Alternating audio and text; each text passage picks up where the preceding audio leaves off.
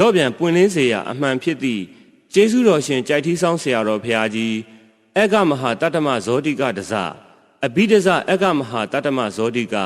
ဗဒ္ဒန္တပညာဒီပဤစုမြတ်ပထနာအားဂီတလူလင်ဥကုကိုဓမ္မတန်စင်ပြု၍မန္တလေးသိန်းစော်မှဖူးမြော်ကြည်ညိုဥခိုက်တီဆို၍အစရာအနုပညာမှပူဇော်တင်ဆက်သည်